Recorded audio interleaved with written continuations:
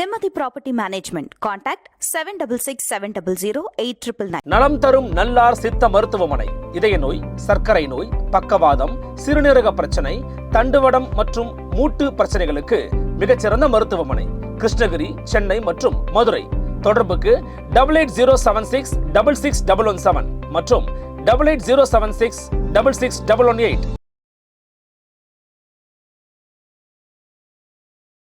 Article 142 இதுவரை எதற்காக பயன்படுத்தப்பட்டது? இந்திரா சுவாமி வழக்குக்காகவும் உச்சவரம்பை நிர்ணயிச்சாங்க. அரசமைப்பு சட்டம் சொல்லாத ஒரு உச்சவரம்பை இடஒதுக்கீடுக்கு நிர்ணயிச்சாங்க. அப்சல் குருவை தூக்கில போட்டாங்க. அதே 142 வச்சு இடபிள்யூஎஸ்ல தீர்ப்பு கொடுக்குறாங்க. தந்தை பெரியாரோட ஒரு அழுகுறல். இன்னைக்கு கடைசியா அவர் 94 வயதுல அந்த குடல் இறங்க இறங்க ஐயோ அம்மா, இந்த சூத்திரர்களை இப்படியே நான் இந்த சாதி இழிநிலையிலேயே விட்டுட்டு போறேனே அப்படின்னு சொன்ன அவரோட அழுகுறல். 2 அழுகுறலும் என் காதுல கேட்டுட்டே. ஒரு சாதிய வன்கொடுமை நடக்கும் பொழுது நாம இந்த பிரச்சனையில ஏன் விடுதலை சிறுத்தைகள் பேசல? இந்த பிரச்சனையை ஏன் திருமாவளவன் பேசல? தயாநிதி மாறன் பேசினாருன்னா தயாநிதி மாறனை நோக்கி நம்ம கேள்வி கேட்கறது இல்லை. எடுத்த உடனே என்ன கேட்கிறோம்? தயாநிதி மாறன் நாங்கள் என்ன தீண்டத்தகாதவர்களா கேட்ட போது நம்ம கோபம் தயாநிதி மாறன் மேல வரல. நம்ம கோபம் யார் மேல வந்ததுன்னா அண்ணன் திருமாவளவன் மேல வந்து. சாதியை நாம் கையாளுவதில் சாதி ஒழிப்புல இருக்கக்கூடிய ஒரு பெரும் சிக்கல் சாதியை கண்டும் காணாமல். உலக சரித்திரம் படைத்தார் நேரு. நிறைய வரலாற்றாளர்கள் இருக்கிறாங்க, எவ்வளோ பெரிய வரலாற்றாளர்கள் இருக்காங்க. யாருமே சாதியின் தோற்றத்தை குறித்து விவாதிக்க தயாராக இல்லை. ஆபிரகாம் லிங்கன் கிட்ட சுவாரஸ்யமா கேட்கிறாங்க, ரொம்ப ஒரு சுவாரஸ்யமான இது, நீங்க அடிமைத்தனத்தை ஒழிச்சிட்டீங்களே, உங்களுக்கு ஆண்டையா இருக்க விருப்பமே இல்லையா அப்படின்னு கேட்கும்போது அவர் ரொம்ப நேர்மையா சொல்றாரு, என்னால் ஆண்டையாக இருக்க முடியாது, ஏனென்றால் என்னால் அடிமையாக இருக்க முடியாது. ஏன்னா நான் ஆண்டையா இருக்கணும்னு நினைச்சிட்டா நான் யாருக்காவது ஒருத்தருக்கு அடிமையா இருக்கும். அன்புமணி சொன்னார்ல, சாதி ரொம்ப அழகானது. சத்திரியனா இருந்து கீழே சூத்திரனும் பஞ்சமனும் இருக்கிற வரைக்கும் சாதி அழகா இருக்கும். சத்திரியனா இருந்துட்டு எனக்கு மேல பார்ப்பனர் இருக்கான்னு நினைக்கும் போதுதான் சாதி அசிங்கமா தெரியும். பிறக்கும் போது தொட்டில மாத்தி வச்சுட்டா, தொட்டிய மாத்தி வச்சுட்டா போதும், அந்த குழந்தை பார்ப்பனரா வர்றதா இல்ல என்ன இதுவா வளர்றது. அப்ப இவ்வளவு ஒரு போலியான இதை தூக்கிட்டு ஒரு அட்மோஸ்ட் நம்ம பார்த்தோன்னா ஒரு துகள் தானே. ஏதோ ஒரு இடத்துல நாம நம்ம வீட்டுக்குள்ள இருக்கிற சாதியை நம்ம கேள்விக்குள்ளாக்குறதே இல்லை. குறைந்தபட்சம் நம்ம வீட்டுக்குள்ள இருக்கிற சாதியை வச்சு கேள்விக்குள்ளாக்குறாங்க. ஜென்சி கிட்னு சொல்றாங்க, அதாவது உலகமய மக்களுக்கு பின் பிறந்தவர்கள் நாங்கெல்லாம். இப்ப அந்த உலகமய மக்களுக்கு பின் பிறந்தவர்கிட்ட சாதி இருக்குதே, கொடூரமா இருக்குது. காதலித்த குற்றத்திற்காக ஒருத்தன் நடுவீதியில் வைத்து பட்ட பகலில் வெட்டி வீழ்த்தப்பட்ட போது உங்களுக்கு எப்படி தூக்கம் வந்தது? உங்கள் நண்பன் பள்ளிக்கூடத்துக்கு ஒன்னா போறீங்க, உங்கள் சக தொழிலாளி தொழிற்சாலைக்கு ஒன்னா போறீங்க, வீட்டுக்கு ஒன்னா வந்துட்டு ஊர்ல இறங்கும் போது அவர் சேரி பக்கமும் நீங்க ஊர் தெரு பக்கமும் நடக்கும்போது உங்களுக்கு எப்படி நிம்மதியாக வீட்டில் தூக்கம் வருகிறது?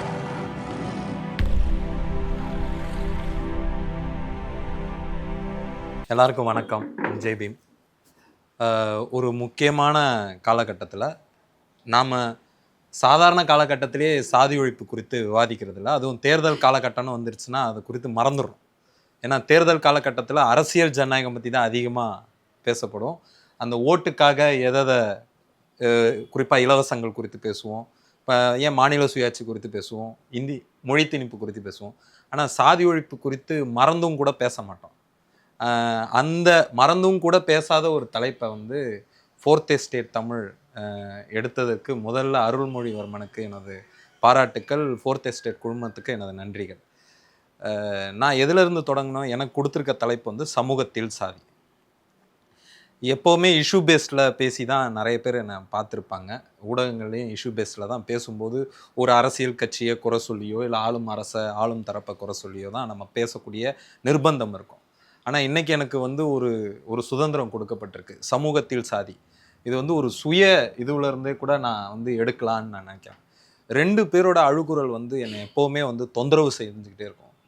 ஒன்று பாபா சாஹேப் அம்பேத்கர்து, இன்னொன்று தந்தை பெரியாரனுடைய அழுகுறல். பாபா சாஹேப் அம்பேத்கர் இந்திய அரசமைப்பு சட்டத்தை 1949 நவம்பர் 26 லார்டே ஸ்பீச்னு சொல்லுவாங்க. அதை ரொம்ப சட்டமானவர்கள் வழக்கறிஞர்களுக்கெல்லாம் அது ரொம்ப ஒரு ஒரு பைபிள் வசனம், அந்த ஒரு முக்கியமான ஒரு இதுன்னு வச்சுக்கோங்களேன்.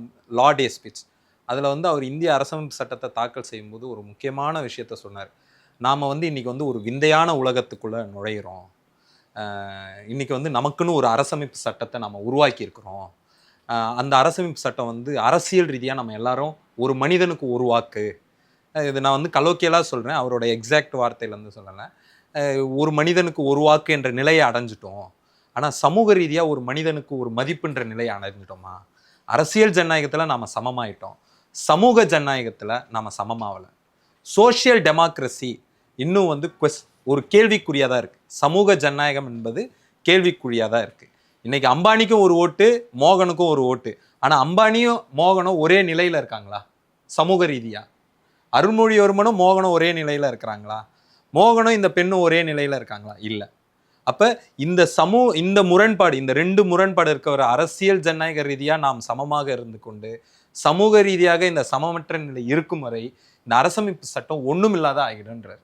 அதுவே இந்த அரசமைப்பு சட்டத்தை வந்து கேள்விக்குறி ஆக்கணுன்றார். அதை சொல்லதோடு சொல்றாரு, இந்த அரசமைப்பு சட்டம் வந்து எப்போ சிறப்பாக இருக்கும், எப்போ சிறப்பு இல்லாமல் இருக்கும்ன்ற கேள்விக்குள்ளே போகும்போது இன்னும் முக்கியமான விஷயத்தை பற்றி சொல்கிறாரு. இந்த அரசமைப்பு சட்டம் வந்து சமத்துவமற்ற மனநிலை கொண்ட மனிதர்களால், சமத்துவமற்ற அசமத்துவம் எண்ணம் கொண்ட மனிதர்களால் இயக்கப்படும் முறை இந்த அரசமைப்பு சட்டமும் அசமத்துவத்தை தான் போதிக்கும். அதுக்கு ஒரு உதாரணம் சொல்லணும்னா, ஆர்டிக்கல் 142 இதுவரை எதற்காக பயன்படுத்தப்பட்டது? இந்திரா சுவாமி வழக்குக்காகவும் உச்சவரம்பை நிர்ணயிச்சான். அரசமைப்பு சட்டம் சொல்லாத ஒரு உச்சவரம்பை இடஒதுக்கீட்டுக்கு நிர்ணயிச்சாங்க.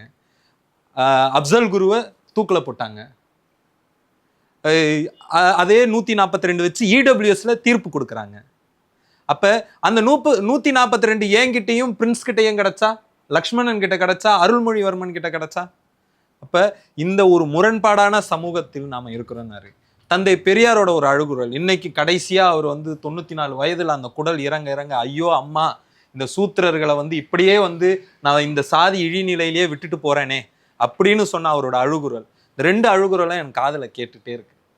இந்த ரெண்டு அழுகுரல்களை சமூக ஜனநாயகத்துக்கான பாபா சாஹேப் அம்பேத்கரோட அழுகுரலையும், சூத்திரர்களோட நிலை கண்டு தந்தை பெரியாரோட அழுகுரலும் இன்னும் நம்மளை வந்து தொந்தரவு செஞ்சுட்டே இருக்கு. ஆனா ஏனோ வந்து ஒவ்வொரு சாதி வன்கொடுமை நடக்கும் பொழுது நாம மறந்தும் கூட அதுல வந்து ஒரு கலெக்டிவ் ரெஸ்பான்சிபிலிட்டி நம்ம எடுத்துக்கிறது இல்லை. நம்ம ஏதோ ஒரு இடத்துல வந்து ஆளும் அரசையோ இல்ல ஆளும் அரசியல் கட்சிகளையோ நம்ம குறை சொல்லிட்டு போயிடுறோம். சமூகமா நம்ம என்னவா இருக்கிறோம்? பாபா சாஹேப் அம்பேத்கர் சொல்றாரு, கான்ஸ்டிடியூஷனல் மொராலிட்டின்னு, அரசமைப்பு அறம். அது என்னது? அது அரசமைப்பு அறம். சமூகத்துல ஒரு அறம் இருக்கு. இந்த சமூகத்துல ஒரு அறம் இருக்கா? அந்த அறம் உண்மையான ஒரு அறமா இருக்கா? இல்ல. அந்த அறம் ஒரு அதிகாரத்துக்கானதா இருக்கு. மனு தர்மம் சொல்லக்கூடிய ஒரு அறம் அதிகாரத்துக்கானதா இருக்கு. அந்த அறம் தான் தெரிந்தோ தெரியாமலோ சாதியை காப்பாத்திட்டு இருக்கு. இந்த சமூகம் என்ன சமூக அமைப்பு முறையில் இருக்கு. ஆனா கான்ஸ்டிடியூஷன் ஒரு அறத்தை சொல்லுது, அது ஒரு அறத்தை போதிக்குது. அதை பாபா சாஹேப் அம்பேத்கர் சொல்றாரு, அது ஒரு நேச்சுரல் சென்டிமெண்ட்ல அது கல்டிவேட் பண்ணணும்ன்றாரு. அதை கல்டிவேட் பண்றது யாரோட பொறுப்பு? நம்மளோட பொறுப்பு இல்லையா? நம்மளோட கூட்டு பொறுப்பு இல்லையா? அந்த கூட்டு பொறுப்புல இருந்து நம்ம எப்போதுமே விலகிடுறோமோன்னு ஒரு பெரிய வருத்தம் வந்து நம்ம எல்லாருக்குமே இருக்கணும்.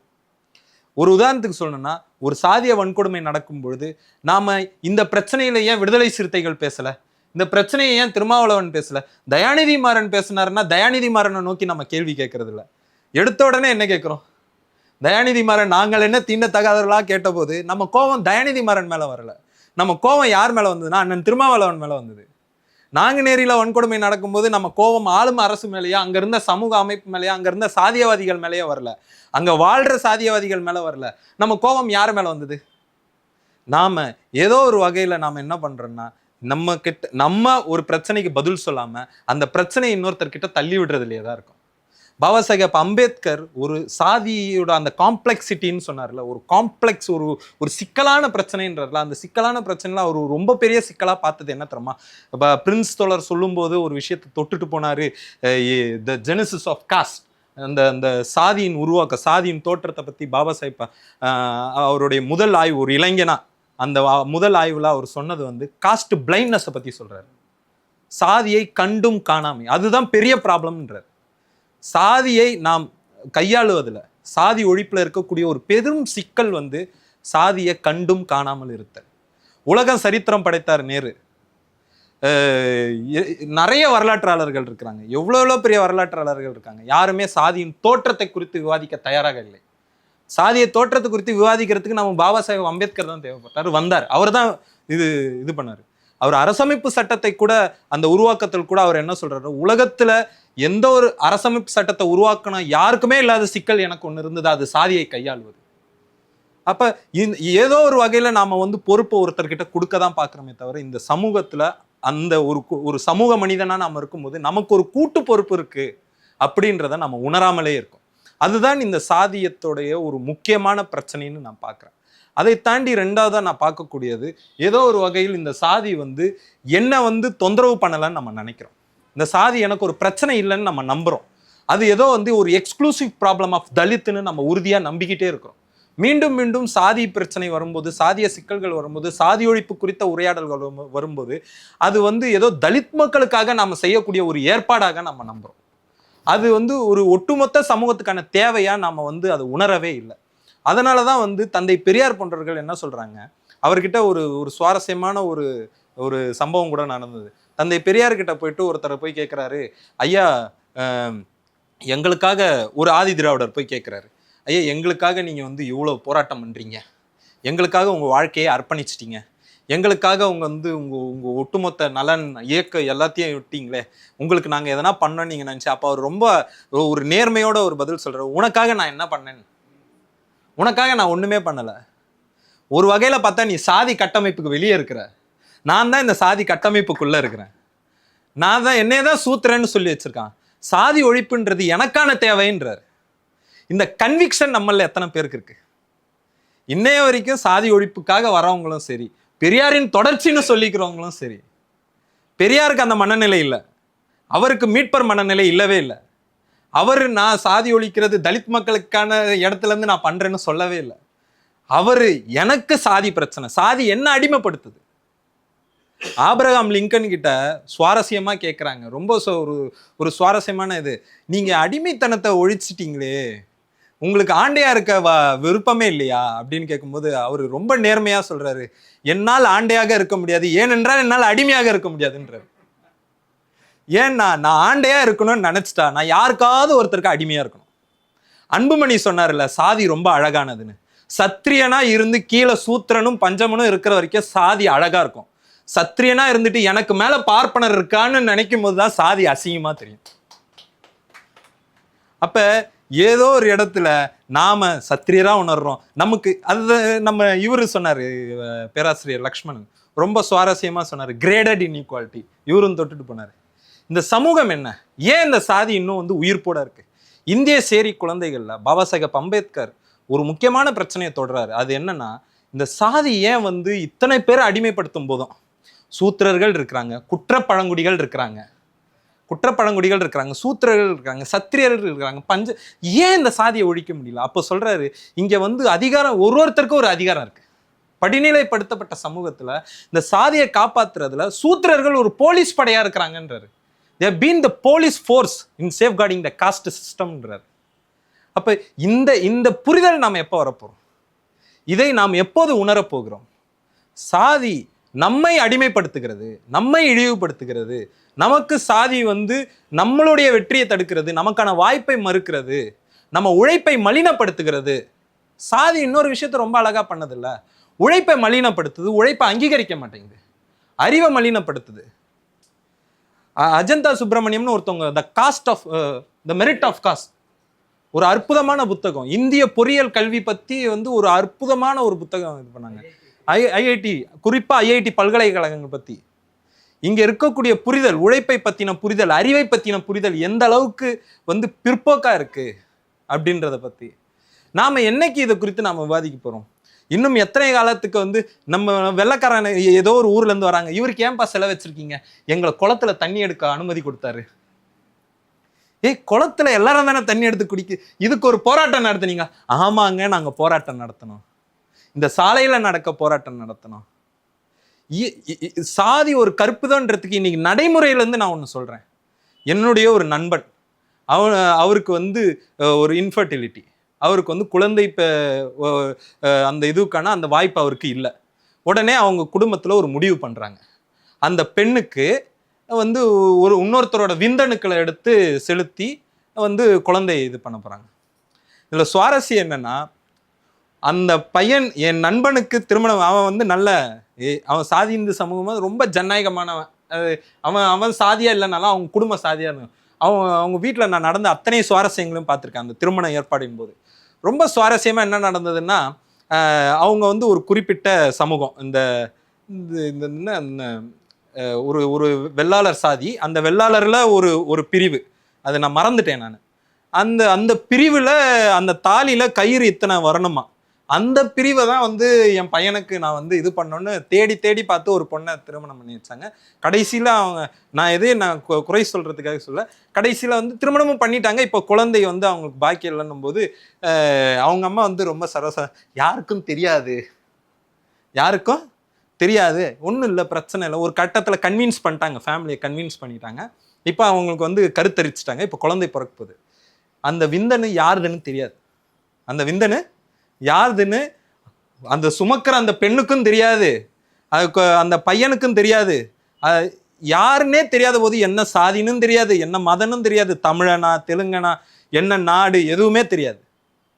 நாளைக்கு அந்த குழந்தை பிறக்கும். அந்த குழந்தைக்கும் வந்து அந்த பாட்டி உயிரோட இருந்தாங்கன்னா கண்டிப்பாக அத்தனை கயிறு இருக்கிற ஒரு சாதியில தான் பொண்ணோ பையனையோ பார்க்க போறாங்க. இது எவ்வளோ நம்மளுக்கு ஒரு, இப்போ இவர் சொன்னார்ல, சாதின்றது உண்மையா பொய்யான்றதுக்கு இது ஒரு உதாரணம் போதாதா? பிறக்கும் போது தொட்டில மாத்தி வச்சுட்டா, தொட்டியை மாத்தி வச்சுட்டா போதும், அந்த குழந்தை பார்ப்பனரா வருதா இல்லை வந்து என்ன இதுவா வளர்றது? அப்ப இவ்வளவு ஒரு போலியான இதை தூக்கிட்டு ஒரு அட்மோஸ்ட் நம்ம பார்த்தோன்னா ஒரு துகள் தானே. இந்த பூமி பந்தே வந்து இந்த பேரண்டத்துல பார்க்கும்போது ஒரு சின்ன புள்ளி தானே. இதை என்னைக்கு நாம உணரப்போம்? கான்ஸ்டியூஷன் ஆரம்பிக்கும் போது வி த பீப்புள்னு இருக்கு. வீனா என்ன? நாம். நாம். ஸ்டாலின் சொல்றாரு, ஜோசப் ஸ்டாலின், ரஷ்ய அதிபர் ஜோசப் ஸ்டாலின், அவர் சொல்றாரு, ஒரு தேசிய இனத்தை எது வரைய இருக்குது? வி ஃபீலிங், நாம் என்கின்ற உணர்வு, ஒரு மொழி, ஒரு வரையறுக்கப்பட்ட ஒரு புவி அமைப்பு, பொருளாதாரம், இந்த 4 தான் வந்து வரையறுக்குதுன்றது. இந்த 4 நம்ம கிட்ட இருக்கா? நம்ம கிட்ட இல்லாத போது நாம எப்படி வி ஆணுவோம்? அப்ப ஒரு சமூகமா இந்த 4 நாம் வருவதற்காக நாம் என்ன முயற்சி எடுத்தோம்? உரையாடல் நடத்துறோமா? மீண்டும் மீண்டும் நாம ஒன்ன சொல்லிக்கிட்டே இருக்கோம், இந்த சமூகத்துல சாதி இல்லைன்னு நமக்கு நாமளே சொல்லிக்கிட்டு இருக்கோம். சாதிய வன்கொடுமைகள் நடக்கும் பொழுதும் நம்ம விட்டு நம்ம விலகிதான் நிக்கிறோம். ஏதோ ஒரு இடத்துல நாம வந்து நம்ம வீட்டுக்குள்ள இருக்கிற சாதியை நம்ம கேள்விக்குள்ளாக்குறதே இல்லை. குறைந்தபட்சம் நம்ம வீட்டுக்குள்ள இருக்கிற சாதியை வச்சு கேள்விக்குள்ளாக்குனால. ஜென்சி கிட்னு சொல்றாங்க, அதாவது உலகமயமாக்கலுக்கு பின் பிறந்தவர்கள் நாங்கெல்லாம். இப்ப அந்த உலகமயமாக்கல் பின் பிறந்தவர்கிட்ட சாதி இருக்குதே, கொடூரமா இருக்குதே. இப்போ பள்ளிக்கூடங்கள் பத்தி சொல்றாங்க, அந்த பள்ளிக்கூடங்கள்ல சாதி சாதியா பிரிஞ்சு இருக்கிறாங்களே மாணவர்கள். இங்க எப்படி பியர் லேர்னிங் நடக்கும்? எப்படி வந்து ஒரு கூட்டுக்கல்வி நடக்கும்? கூட்டுக்கல்வி நடந்தாதானே ஒரு இனோவேஷன் வரும். அப்ப எல்லாத்துக்கும் சாதி. அதனாலதான் பாபா சாஹேப் அம்பேத்கர் சொன்னாரு, சாதியை அடிப்படையாக வைத்துக்கொண்டு நீங்க எதை கட்டமைத்தாலும் அது வந்து நாசமாய் போகுன்ற.